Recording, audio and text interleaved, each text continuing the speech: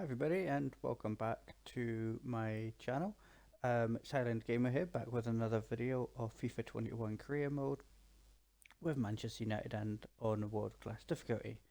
So you've not really missed anything. I've just fast forwarded to the next game since you've been away.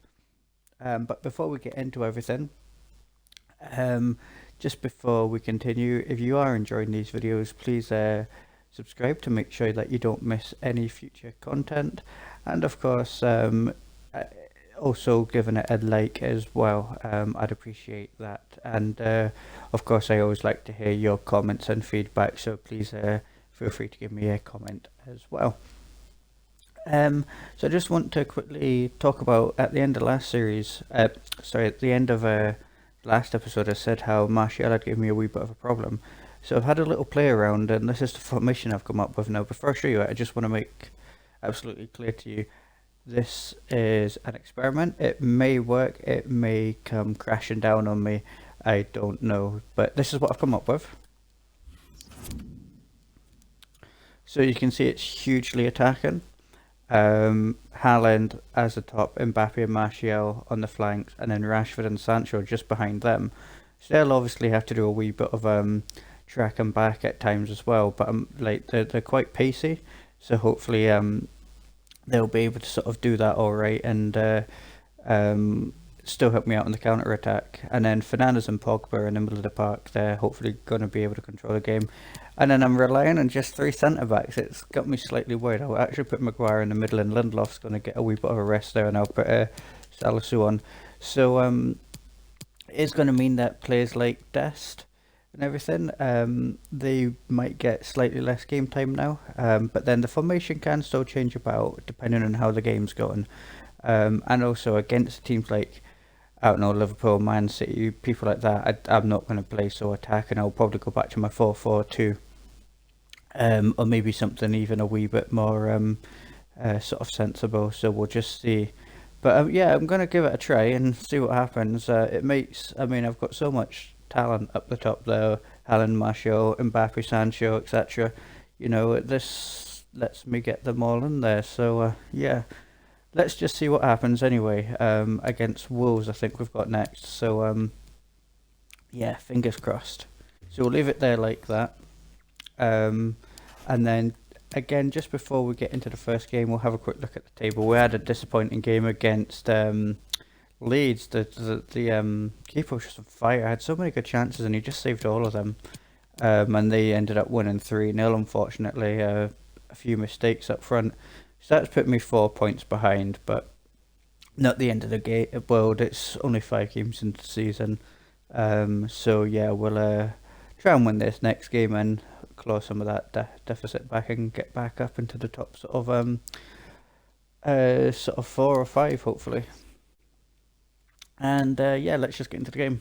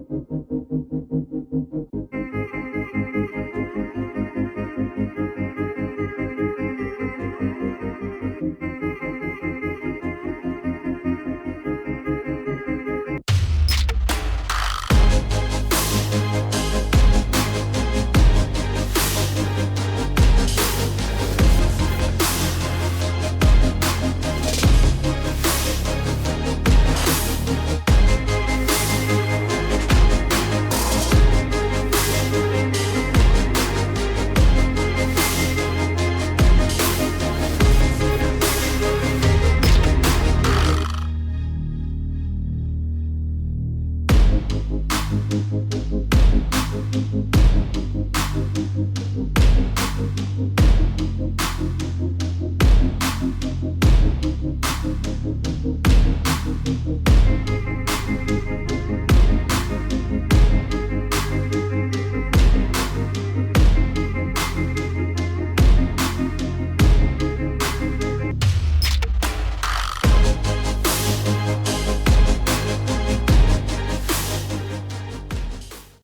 that was a good enough performance. Makes me wonder if I should try it more often because I felt like for large periods of the game we sort of were able to control it, and we had a lot of chances. I thought it was going to be another one of those games where we didn't take our chances, but 4 goals in the end is a decent haul, and it's not bad for the odd goal difference either. Um, let's have a quick look see what it does for the table anyway. There we go. So it gets us back up to fifth, which is fine. Still 4 points off the top, so they must have all won their games as well. But you can see it's still a tight league. I think Leicester maybe dropped points, did they? Because they're now on 12 as well. A few of us on 7 goal difference. But yeah, I need to maybe win by a few goals, get my goal difference better. It was good last season. At the start here, I forgot to show you what was coming up, so I'll go ahead and do that now. So you've got Tottenham, and then you've got I think that's Cardiff. I'm probably wrong there. I'm not sure who that is. And then obviously you've got Barcelona's last day of the month, last game of the month, and then after that you've got a mix in terms of difficulty there. I'd say with Lyon, the Spurs again in the league away, so we can maybe claw back some of those points there. And then obviously you've got Chelsea as well. So some difficult games coming up. So if you're not wanting to risk missing out, then go ahead and hit that subscribe button just to protect yourself there. Let's have a look at the squad. No one's looking tired enough for me to think about changing anything up just now, so I'll keep it as it is. Yeah, I'm going to take a risk and I'm going to carry on with this formation and see what happens.